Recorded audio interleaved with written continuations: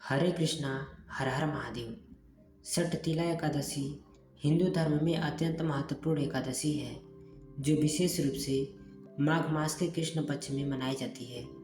यह एकादशी उन सभी भक्तों के लिए विशेष रूप से पुण्यदायी मानी जाती है जो उपवास रहते हुए भगवान विष्णु की पूजा अर्चना करते हैं और विशेष रूप से तिल का दान करते हैं। इसी कारण हर मनुष्य को षटतिला एकादशी का व्रत करके इस दिन पूजा, हवन, प्रसाद, स्नान दान, भोजन और तर्पण में तिल का उपयोग करना चाहिए तथा किसी भी तरह का लोभ न करके तिल आदि का दान करना चाहिए। इससे अनेक प्रकार के कष्ट, दुर्भाग्य, दरिद्रता दूर होकर मोक्ष की प्राप्ति होती है।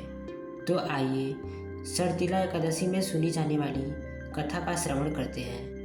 प्राचीन काल में मृत्युलोक में एक ब्राह्मणी रहती थी। वह सदैव व्रत किया करती थी। एक समय वह 1 मास तक व्रत करती रही। इससे उसका शरीर अत्यंत दुर्बल हो गया।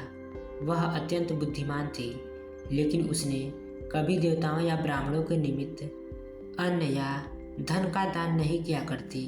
इससे भगवान ने सोचा कि ब्राह्मणी ने व्रत आदि से अपना शरीर शुद्ध कर लिया है, अब इसे विष्णु लोक तो मिल ही जाएगा, परंतु इसने कभी अन्न का दान नहीं किया, इससे इसकी तृप्ति होना कठिन है। ऐसा सोचकर भगवान ने भिखारी का वेश धारण करके उस ब्राह्मणी के पास आए और उसने भिक्षा मांगी। ब्राह्मणी बोली, महाराज किस लिए आए हो? भगवान ने कहा, मुझे भिक्षा चाहिए। इस पर उसने एक मिट्टी का ढेला उनके भिक्षा पात्र में डाल दिया और उसे लेकर प्रभु स्वर्ग लोक लौट आए।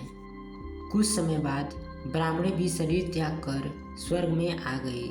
उस ब्राह्मणी को मिट्टी का दान करने से स्वर्ग में सुंदर महल मिला, परंतु उसने अपने घर को अन्नादि सब सामग्रियों से शून्य पाया। ब्राह्मणी घबरा कर भगवान के पास आई और कहने लगी कि भगवान, मैंने अनेक व्रत आदि से आपकी पूजा की, परंतु फिर भी मेरा घर अन्न आदि सब वस्तुओं से शून्य है। इसका क्या कारण है? इस पर भगवान बोले, पहले तुम अपने घर जाओ, देव स्त्रियां आएंगी तुम्हें देखने के लिए। पहले उसने षटतिला एकादशी का पुण्य और विधि सुन लो, तब द्वार खोलना। ऐसे वचन सुनकर वह अपने घर आ गई। जब दिव्य स्त्रियां आईं और द्वार खोलने को कहा तो ब्राह्मणी बोली, आप मुझे देखने आई हैं तो षटतिला एकादशी का महात्म्य मुझसे कहो। उनमें से एक देव स्त्री ने षटतिला एकादशी का महात्म्य सुनाया। तब ब्राह्मणी ने द्वार खोल दिया। देवांगनाओं ने उनको देखा कि न तो वह गंधर्वी हैं और न ही असुरी हैं, वरन पहले जैसे मानुषी हैं।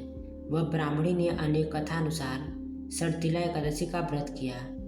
इसके प्रभाव से वह सुंदर और रूपवती हो गई तथा उसका घर अन्न आदि समस्त सामग्रियों से युक्त हो गया। षटतिला एकादशी का व्रत और कथा धार्मिक मान्यताओं के अनुसार व्यक्ति की सारी इच्छाएं पूरी करने और पुण्य प्राप्ति के लिए अत्यंत प्रभावशाली मानी जाती है। तो ये थी षटतिला एकादशी की व्रत कथा।